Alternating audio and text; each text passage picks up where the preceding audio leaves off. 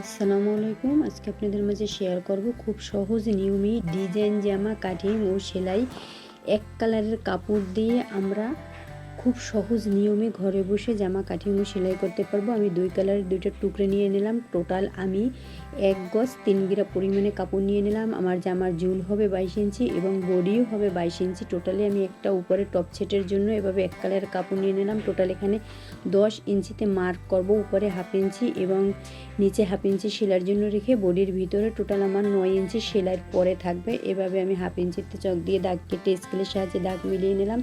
সম্পূর্ণ কাঁধের ওখান থেকে ধরে আমি ইঞ্চি টিপ দিয়ে এভাবে 4 ইঞ্চিতে একটা আর্মহোলের ওখানে দাগ কেটে নিলাম। বডির ওখান থেকে বডির যে মাপ আছে 4 ভাগের 1 ভাগের সঙ্গে 1 ইঞ্চি বেশিতে একটা দাগ কেটে নিলাম এবং 4 ভাগের 1 ভাগের সঙ্গে একটা দাগ কেটে নিয়ে এভাবে স্কেলের সাহায্যে সম্পূর্ণ দুটোটা দাগ মিলিয়ে নিলাম। গলার ওখান থেকে আমি 1.5 ইঞ্চি পরিমাণে চওড়া একটা দাগ কেটে নিলাম আর মোহরের ওখান থেকে আমি 2 ইঞ্চি গভীরতায় দিয়ে এভাবে সম্পূর্ণ রাউন্ড শেপ মিলিয়ে নিলাম। মার্কিং অনুযায়ী সম্পূর্ণ কাপড়টা কেটে নিলাম। কাঁধের ওখান থেকে গলার চওড়ার ওখানে একটা কাট বসিয়ে নিলাম। আমি সাইডে বেল্ট তৈরি করব। এভাবে বেল্টের ওখান থেকে 2 ইঞ্চি পরিমাণে উপরে আমি একটা কাট বসিয়ে নিলাম, ওখানে বেল্ট তৈরি করব। আমার উপরের পার্ট কেটে নিলাম। এখন নিচের পার্ট কেটে আমি ডিজাইন কিভাবে তৈরি করব আপনারা ভিডিওটা ধৈর্য সহকারে দেখবেন। আশা করি ইনশাল্লাহ ঘরে বসে পারবেন। এভাবে ইঞ্চি টিপ দিয়ে ধরে আমার এখানে টোটাল 31 ইঞ্চি কাপড় আছে। আমি 2 ভাঁজ দিয়ে নিলাম, হাত দিয়ে সমান করে নিলাম একুরেট মাপে। এভাবে কানাকানিভাবে আমি একটা ভাঁজ দিয়ে নিলাম। 4 ভাঁজে ভাঁজ দিছি। এই ভাঁজটার দিক লক্ষ্য করবেন যে খুব কম কাপড় দিয়ে আমরা ডিজাইন জামা তৈরি করব কিভাবে। বাস এভাবে সম্পূর্ণ আমি ভাঁজ দিয়ে নিয়ে হাত দিয়ে সমান করে আমি মাজার যে মাপ আছে তার 4 ভাগের 1 ভাগে এভাবে ইঞ্চি টেপ ধরে আমি একটা দাগ কেটে এভাবে সম্পূর্ণ দাগ মিলিয়ে নেব। এই জায়গাটা থেকে লক্ষ্য করবেন আমি 4 ভাগের 1 ভাগের সঙ্গে হাফ ইঞ্চি বেশি নিয়ে এভাবে দাগ কেটে নিলাম। এখন আমি ইঞ্চি টিপ ধরে এভাবে সম্পূর্ণ ঘুরিয়ে রাউন্ডটা দিয়ে নেব। এই রাউন্ডটা দেওয়ার সময় যেন আমাদের একুরেট মাপ হয় এর দিকটাও আমরা লক্ষ্য করব। বাস এভাবে সম্পূর্ণ আমি রাউন্ড শেপ মিলিয়ে নিলাম। আমি মার্কিং অনুযায়ী সম্পূর্ণ কাপড়টাকে কেটে নেব বা সম্পূর্ণ আমি মার্কিং অনুযায়ী কাপড়ের নিচের পার্ট কেটে নিলাম। এখন আমি এভাবে বসবে জামাটা। উপরের আমার ডিজাইন হবে, আমি উপরের যে কাপড় আছে আমি নিচের কাপড়ের ঘেরের অংশ থেকে যে কাপড় আছে আমি ওখান থেকে কাপড় নিয়ে আমি উপরের অংশ তৈরি করব। আমি গলায়ও মার্কিং করে নিলাম। আমি প্রত্যেকটা জামা বক্রমের সঙ্গে বডির সাথে করি। আমি এটা পাইপিং দিয়ে জামার গলা করব, তাই আমি গলায়ও মার্কিং করে এভাবে সম্পূর্ণ দুইটা পার্ট মিলিয়ে পিছনের পার্ট কেটে নিলাম এবং মার্ক অনুযায়ী সামনের পার্টেরও গলা এভাবে পিছনের পার্ট সরিয়ে রেখে কেটে নিলাম। বা সম্পূর্ণ আমার কাটিং হয়ে গেছে। এখন আমি সামনের পার্ট এভাবে ধরে একদম মিডল অনুযায়ী আমি একটা স্কেল দিয়ে দাগ কেটে নিলাম। এখন স্কেল দিয়ে দাগ কাটার মিডল অনুযায়ী এভাবে আমি একটা রাউন্ড শেপ দিয়ে নিলাম, ওখানে আমার ডিজাইন তৈরি হবে। এভাবে সম্পূর্ণ রাউন্ড অনুযায়ী আমি কেটে নিলাম। এখন আমি পিছনের পার্ট বড় পার্ট আমি সরিয়ে রেখে সামনের ছোট পার্টটা সামনে আমার রেখে এখন যে আর একটা কাপড় নিচের ঘেরের অংশ কাটিং করেছি এভাবে ধরে আমি এই মাপ অনুযায়ী আরও একটা কাপড় কেটে নেব। হাফ ইঞ্চি পরিমাণে বেশি নিয়ে কিন্তু এই কাপড়টা কাটবো, কারণ আমাদের এখানে ডিজাইন বা পাইপিং বসবে, এজন্য কিন্তু আমরা এই কাপড়টা হাফ ইঞ্চি পরিমাণে বেশি নেব। নিচের যে কাপড়টা এখন মার্কিং করলাম ও কাপড়টা কিন্তু হাফ ইঞ্চি বেশি নেব।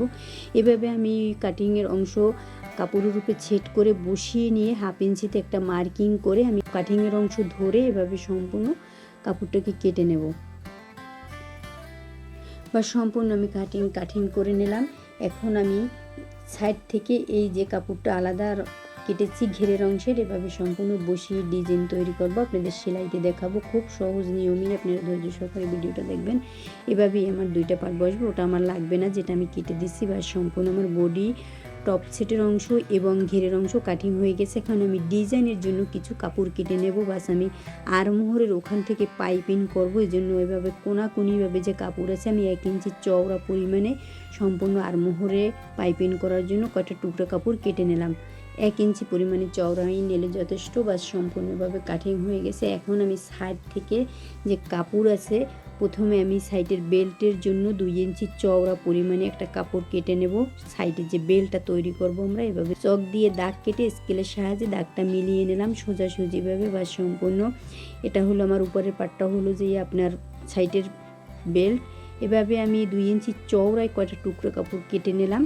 এখন আমি এটা থেকে চওড়ায়ও 2 ইঞ্চি নিচ্ছি, লম্বায়ও আমি 2 ইঞ্চি নেব। এভাবে 2 ইঞ্চি পরিমাণে লম্বা ও চওড়ায় নিয়ে এভাবে আমি ফুল তৈরি করব, আপনাদের ডিজাইন তৈরি করব, সেলাইতে দেখাবো। বাস সম্পূর্ণ আমার কাটিং হয়ে গেছে, এখন সেলাই করব। প্রথমে কাপড়টাকে খুলে আমি এভাবে বের করে নিলাম, নিয়ে আমি বডির অংশ টপ সেটের অংশটাকে এভাবে বের করে নিয়ে প্রথমে ডিজাইনের অংশগুলো এভাবে আমি বানিয়ে নেব। ফুলগুলো এভাবে প্রথমে একটা ভাঁজ দেবো কোনাকুনিভাবে, তারপর আরও একটা ভাঁজ দেবো। এই ভাঁজটার দিক লক্ষ্য করবেন, নতুনদের জন্য বলা। বাস এভাবে আমি কিন্তু সম্পূর্ণ বসিয়ে নেব। আগে এই যে ডিজাইনটা কোনাকুনিভাবে তৈরি করছি এটাকে আগে সেলাই করে নেব, কারণ আমরা নতুনরা আগে যদি সেলাই করে নিই তাহলে আমাদের আর বেঁকা হবে না বা কাপড়টা সরে যাবে না। এজন্য আগে এভাবে আমরা সেলাই করে নেব। সেলাই করে নিয়ে পরে আমি এখন নিচের যে বড় পাট আছে এই পাটের উপরে বসিয়ে নেব। দেখেন এভাবে সম্পূর্ণ আমি গলার ওখান থেকে কিন্তু কাপড়টাকে ডিজাইনের অংশটাকে এভাবে বসিয়েছি, একদম সেলাই অনুযায়ী ভিতরে ঘেঁষে কিন্তু প্রত্যেকটা ফুল বসিয়েছি। আপনারা আপনাদের মেজারমেন্ট অনুযায়ী ডিজাইনগুলো করতে পারেন।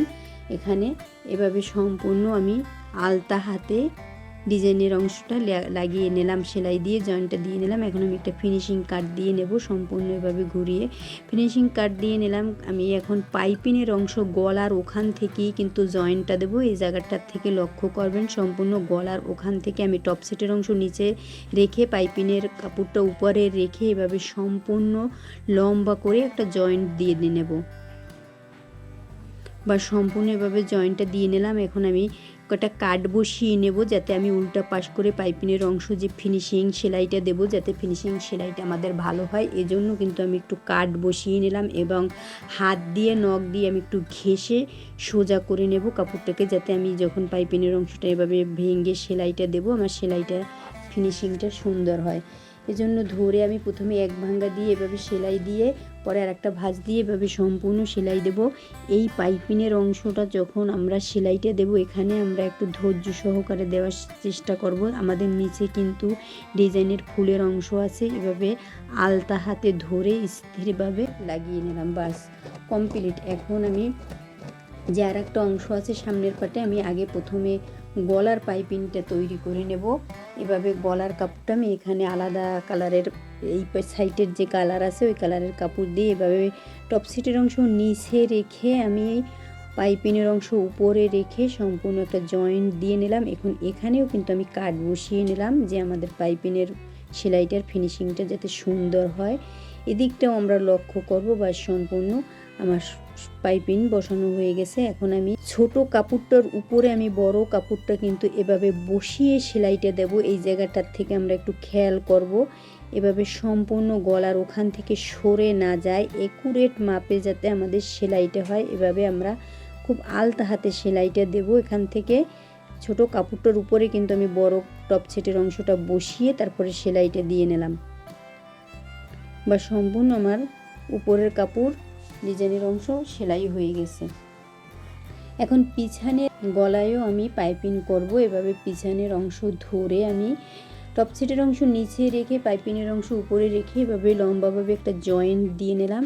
এখন আমি এখানেও ছোট করে কাট বসিয়ে নিলাম, ফিনিশিং সেলাইটা যাতে সুন্দর হয় এই জন্য পাইপিনের এভাবে ধরে আমি ভেঙে একটা সেলাই দেবো। এখানেও আমরা একটু আলতা হাতে সেলাই দেওয়ার চেষ্টা করব, যাতে আমাদের এই পাইপিনের কাপড়টা একুরেট মাপে থাকে, কোনোখান থেকে বের হয়ে না যায়, বড় ছোট না হয়, এভাবে একুরেট মাপে থাকে, তাহলে দেখতে আমাদের সুন্দর দেখা যাবে। বাস এভাবে সম্পূর্ণ আমি পাইপিনের অংশ জয়েন্ট দিয়ে সম্পূর্ণ পাইপিং করে নিলাম। এখন কাদের ওখান থেকে প্রথম জয়েন্টটা দিয়ে নেব আমি, এভাবে সম্পূর্ণ কাদের ওখান থেকে ডাবল সেলাই দিয়ে নেব, সম্পূর্ণ এভাবে সেলাই দিয়ে নিলাম।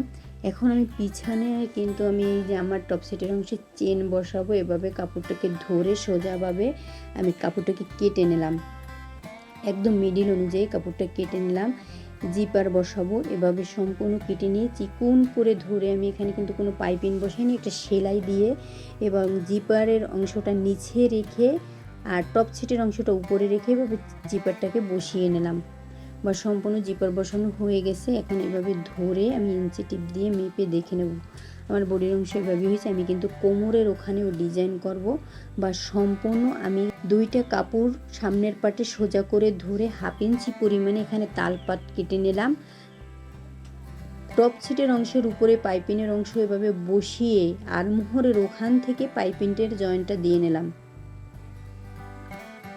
সম্পূর্ণ ভাঁজ দিয়ে এভাবে আমরা ফিনিশিং সেলাইটা দিয়ে নেব। খুব আলতা হাতে সেলাইটা দেব যাতে আমাদের পাইপিনের অংশের কাপড়টা একুরেট মাপে থাকে। অপর সাইডেও একই নিয়মে পাইপিনের অংশ লাগিয়ে নিলাম। বা সম্পূর্ণ আমি ইঞ্চি টিপ দিয়ে ধরে একুরেট মাপ দিয়ে চক দিয়ে দাগ কেটে নিলাম, আমাদের একুরেট মাপ থাকে। বা সম্পূর্ণ আমি একটা সাইড সেলাই করে নিলাম। এখন কোমরের ওখান থেকে মাজার যে আমার ডিজাইনটা হবে, আমি যে ডিজাইনের অংশটা এভাবে ধরে সম্পূর্ণ জয়েন্টটা দিয়ে নেব। এই জয়েন্টটা দেওয়ার সময় আমরা একটু খেয়াল করে দেবো খুব আলতা হাতে, আমাদের কোনো ডিজাইনের অংশ ভাঁজ খেয়ে না থাকে, খুব স্থিরভাবে দেওয়ার চেষ্টা করব। আর ডিজাইনের যে অংশটা আমরা টপ ছিটের সঙ্গে বসাবো, এদিকটাও আমরা খেয়াল করব যে একুরেট মাপে হয় প্রত্যেকটা ডিজাইনের অংশটা। সম্পূর্ণ এভাবে আমি সোজা করে একটা সেলাই দিয়ে ডিজাইনের অংশটা বসিয়ে নিলাম। এখন পাইপিনের অংশটা টপ ছিটের উপরের অংশ উপরে বসিয়ে আমি এভাবে সম্পূর্ণ জয়েন্টটা সোজাভাবে দিয়ে নিয়ে এভাবে ভাঁজ দিয়ে এখানে একটা পাইপিং করে নেব। এই জায়গাটা থেকে আমরা একটু লক্ষ্য করে দেখব যে মাজার ডিজাইনের অংশটা আমরা কিভাবে তৈরি করব। বাস এভাবে আমি সম্পূর্ণ সেলাই দিয়ে নিলাম। আমার সাইডের ডিজাইন এবং মাজার ডিজাইন কমপ্লিট। এখন অন্য সাইড খোলা ছিল, আমি এভাবে সেই সাইডটাকেও এভাবে সাইড থেকে সেলাই দিয়ে নিলাম। সম্পূর্ণ আমার টপ ছিটের অংশ কিন্তু কমপ্লিট। এখন আমি এভাবে সম্পূর্ণ নিচের ঘেরের অংশ টপ ছিটের উপরের অংশের সঙ্গে দেখে নেব যে আমাদের একুরেট মাপ আছে কিনা। আমি নিচের অংশ সেলাই দেবো, এভাবে দেখে নিয়ে সম্পূর্ণ সাইড থেকে লম্বা করে একটা জয়েন্ট দিয়ে নিলাম। এখন আমি টপ ছিটের অংশ নিচের ঘেরের অংশের ভিতরে ঢুকিয়ে দিয়ে এভাবে সম্পূর্ণ আমি সাইডের সেলাই অনুযায়ী দেখে সেলাই দিয়ে নেব। এদিকটাও আমরা খুব লক্ষ্য করে দেখব।